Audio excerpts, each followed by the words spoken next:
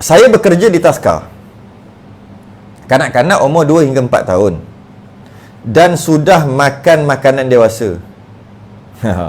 Dia tak kisahlah 2-4 tahun ni. 2 hingga 4 tahun ni biasanya makan dah. Bukan mukhaffafah lagi dah ni, najis dia ni. Dan setiap hari akan ada situasi anak terkencing semasa tidur. Di tempat tidur tu lah. Kat mana dia tidur tu lah. Dan mungkin air kencing tadi mungkin pula dia merata-rata pula dia pergi je. Soalan, bagaimana cara yang betul menyuci lantai yang kena air kencing? Bagaimana cara betul sucikan tilam yang kena air kencing?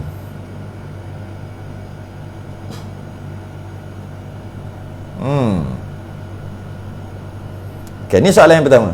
Sekejap lagi kita tengok siapa yang baru-baru masuk. Sekejap lagi kita baca nama balik. Tapi saya nak jawab soalan ni agak panjang sikit. Cara betul menyucikan lantai yang kena air kencing. Yang pertama kita kena ingat, bila nak menyucikan lantai, dia ada kaitan dengan solat. Tu yang pertama. Dia ada kaitan dengan solat. Kerana jika air najis tidak dicuci dengan betul, menyebabkan masih lagi ada najis, walaupun namanya najis hukmi, najis tak nampak dah, tapi hukumnya ada najis, maka akan berpindah kepada kita dan menyebabkan sembahyang tidak sah. Dia masalah dekat situ. Masalah dekat sembahyang. Dia bukan masalah kat najis, masalah dekat solat. Kalau tempat tu dah terlalu banyak ataupun tak ada kena-mengena dengan solat, maka biarlah najis itu, mop aja dah. Biarlah bernajis pun. Saya nak bagi faham dulu apa tujuan cuci najis kat lantai ni. Apa tujuan?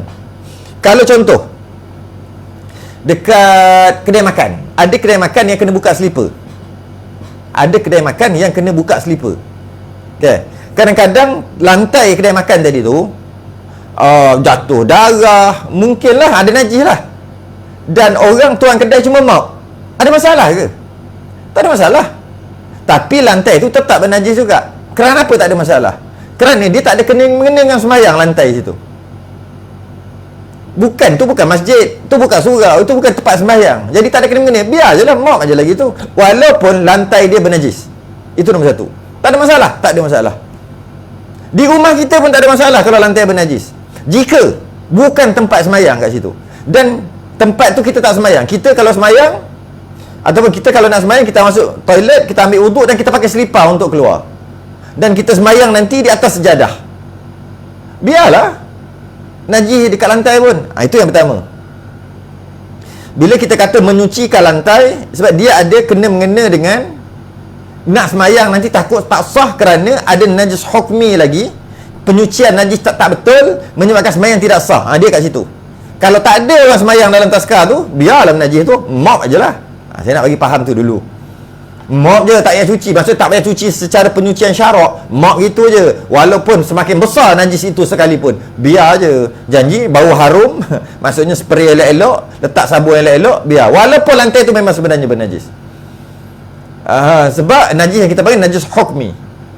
Sebab apa? Boleh biar je. Tak perlu fikir-fikir nak cuci. Sebab dia tak ada kena-mengena dengan solat. Tak ada seorang pun sembahyang kat situ. Dan kalau nak sembahyang pun, dia kena naik atas, dia sembahyang dekat bilik kat atas. Jadi tak ada kena-mengena pun yang bawah ni. Maka biar je lah. Apa risau nak cara penyucian najis? Okey, faham dari situ Okey, bila dia ada kena-mengena dengan solat, kat situ baru masalah untuk penyucian najis ni. Iaitu mungkin keluar bilik air, ambil wuduk, tak pakai selipar contohnya, kaki basah, pijak tempat penyucian najis yang tak sempurna tadi, menyebabkan najis itu berpindah ke kaki. Bila nak sembahyang nanti sembahyang tidak sah dan sebagainya. Itu masalah, itu problem. Okey, macam mana cara nak cuci? Sebab apa saya sebut macam ni? Kita kena faham dulu kenapa kita buat perkara itu. Asal najis kena cuci, asal najis kena cuci, asal najis kena cuci. Tak perlu cuci najis. Dia ada kena-mengena dengan ibadah yang perlu penyucian, baru masalah. Sebab buang yang kecil, buang yang besar, tak payah basuh, tak apa. Sebab dia tak ada masalah. Tapi bila nak sembahyang, bila takut-takut terkena kain, takut-takut dia merata-rata sebagainya, sebab tu jadi wajib cuci. Asalnya berak kencing pun tak wajib cuci. Dengan maksud tak wajib cuci jika tak sembahyang. Jika nak sembahyang tu jadi masalah, sebab tu kita cuci. Faham tak? Sebab apa saya kata gini? Sebab ada orang dia cukup bersungguh-sungguh belajar cara mandi wajib. Bersungguh-sungguh cara mandi wajib begini, cara nak sah begini-gini. Tapi dia sendiri tak sembahyang. Buat apa tak payah mandi wajib lah? Kenapa pula tak payah mandi wajib? Biar je lah, sebab kita mandi wajib jika nak solat. Baru ada cerita mandi wajib tu. Jadi kau jenis orang tak sembahyang, mandi wajib apa? Dia salah faham. Dia ingat asal kering daripada haid, asal berjunub dan sebagainya mesti mandi. Tak. Yang wajib mandi tu kerana nak sembahyang. Dia tu kaitan dia. Jadi orang yang tak sembahyang tak perlu mandi wajib. Buat apa mandi wajib? Okey. Situ yang pertama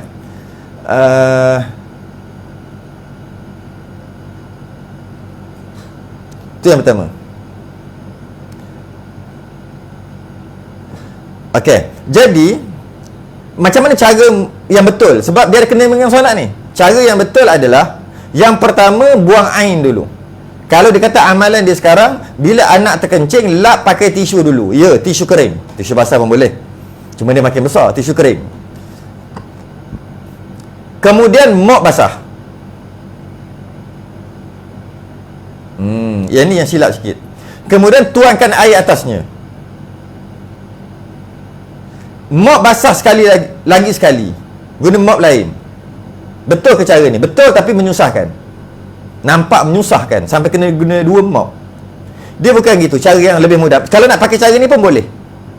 Cuma dia agak menyusahkan. Cara yang syarak, yang sekadar sah, yang tidak menyusahkan adalah yang pertama, lap pakai tisu dulu. Air kencing kat kasat besar mana? Besar ni. Okey. Bila dia besar ni, laplah besar tu. Kalau lebih-lebih pun jadi besar sikit lagi. Kalau lap pakai mop, takut-takut ni dia eloknya air kencing besar ni, masuk kawasan bernajis tu besar ni, dia jadi besar ni. Takut gitu. Bukan macam dia takut besar ni sebab mop. Jadi elok pakai tisu, cantik lah. Tujuan pakai tisu, tujuan pakai kain yang boleh dibasuh, kain ambil perah boleh juga, kan? Tujuannya adalah tak nak bagi jadi besar dan menyusahkan kita. Tu je tujuan dia. Okey. Kemudian ambil tisu lap sampai kering.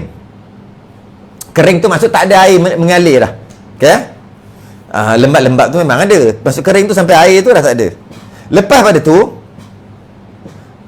lap lagi sehingga kering. Kering betul-betul. Kalau tengok memang tak ada. Okey. Lepas dah kering macam tu, ambil air, tuang. Ambil air, tuang dan basuh. Kawasan tu yang besar tu, basuh. Basuh ni boleh pakai mop, boleh juga pakai tangan. Saya sebut tadi lah. Kalau pakai mop, dia gini. Dia jadi besar. Elok besar ni jadi besar ni. Kalau nak buat tak ada masalah. Ni saya bagi cara minimum. Habis tu macam mana? Pakai tangan je. Yelah, najis lah kan. Kadang-kadang orang tak mau. Tak apalah, pakailah mop. Saya nak bagi cara tu yang paling minimum. Ambil kain ke, ambil tisu ke. Bukan tisu, tak boleh. Ambil air, tuang sikit kawasan tu. Dan cuci. Bagi kena. Dan keringkan sekali lagi. Masuk kering tadi tu, bukan pakai hair dryer. Masuk kering tadi tu. Biar air tu tak ada mengalir dah. Semua habis dah. Dah diserap dah. Bubuh. Okay. Dan pastikan ketika basuh tu, hilang ketika basuh pakai tangan, ataupun lap pakai tangan. Lap dengan air yang mengalir. Ataupun pakai mop pun boleh juga. Masuk air mengalir tu, tuang sikit air, jangan banyak. Mop pun boleh juga, tapi dia makin besar. Sehingga hilang bau, warna, rasa. 3. Saya ulang balik. Pertama, ambil tisu tu sekadar nak buang, jangan bagi dia semakin besar. Kalau semakin besar, kita mop, dia jadi lagi besar kan? Nak keringkan. Kemudian, di situ, di tempat itu, masih lagi ada bau, warna dan rasa. Sebab kita cuma buang air kencing saja. Bila kita tuang air, kita basuh. Kalau mop lah. Mop pun tak apa, basuh pun tak apa. Hingga basuh tu pun air yang sedikit, hingga hilang bau, warna dan rasa. Bau, tak ada bau air kencing. Warna, tak ada warna air kencing dah. rasa dengan tangan pun tak ada belendai ke melekit ke, tak ada lah. Okey, kemudian lap. Maksud buang air yang ada. Ketika buang air yang ada tu, masa tu lah, masa kering tu, keringkan dia tu, hilang bau, warna dan rasa. Ingat, 3. Dia kena hilang ni. Kemudian baru ambil air mutlak, air yang nak menyucikan ni. Yang tadi air sabun pun tak apa kalau nak pakai. Nak air biasa pun tak apa. Yang untuk hilangkan bau, warna dan rasa. Ambil air biasa pula lepas ni. Okey, ni air mutlak. Tuang, lebih kurang 1 gayung pun dah sebanyak sangat dah. Sikit je, 1 gelas je patutnya. Kalau besar-besar ni lah. Tuang, semua kawasan yang tu, yang telah asalnya kecil, kita dah proses, kita dah buat macam-macam, dia jadi besar sikit. Kawasan tu, tuang air. Ratakan semua, maksudnya bagikan kena air mutlak semua ke tempat yang najis, yang setelah hilang bau, warna dan rasa. Dah hilang yang tadi tempat tu, tuang. Bila tuang air kena semua, tengok air tu berubah tak bau, warna dan rasa. Manalah tahu lepas tuang air tu tiba-tiba belendai pula air, mana tahu. Tiba-tiba air tu bertukar jadi kuning, mana tahu. Tiba-tiba air tu bertukar jadi busuk, mana tahu. Dan biasanya tak bertukar dah lah, sebab kita dah cuci yang air yang pertama kita letak tu, kita dah gosok cuci. Kalau mop, kita dah mop dah, hilang dah bau, warna dan rasa. Cuma kita tuang air untuk air butelak tadi, takut-takut tiba-tiba air tu berubah, mana nak tahu kan. Tuang air, tuang wajib tu. Tuang air. Bila tuang air, tengok air tu, bau, warna dan rasa tak ada dah. Okey, maka cukup. Tempat tu dah suci. Tempat itu telah suci. Gitu aja, habis. Habis air duk beladung macam mana? Terpulang lah. Nak biar pun boleh. Biar je lah kat situ. Budak jatuh, air licin pula. Itu suka hati kita dah buat apa. Itu tak ada kena-mengena dengan hukum syarak. Hukum syarak tamat sehingga situ saja. Selain daripada tu, suka hati. Nak biar air tu, lalang dah nak balik lah ni. Tinggal air tu beladung gitu. Setelah dijiruh tadi tu, balik. Esok kering. Biar tak apa, tak ada masalah. Itu bukan masalah syarak dah. Itu pandai-pandai kita. Takut budak jatuh, itu bukan syarak. Nak letak, nak apa, nak mop balik, tak ada masalah. Dan jangan bagi kena najis lah tempat tu. Jadi cara yang mudah dan senang aja. Buang dulu air kencing sehingga kering. Ambil air sikit untuk cuci, bagi hilang bau, warna dan rasa. Lepas hilang bau dan warna dan rasa, setelah letak air sikit tu, lap sekali lagi bagi kering. Ambil air mutlak, tuang, bagi kena ke tempat yang kita dah kerjakan tadi tu. Semua mesti kena dengan air mutlak. Habis dekat situ saja. Habis kat situ je. Itu saja. Hukum syarak. Air tadi tak wajib buang. Nak buang silakan, dan eloknya buang, takut budak-budak jatuh nanti kan.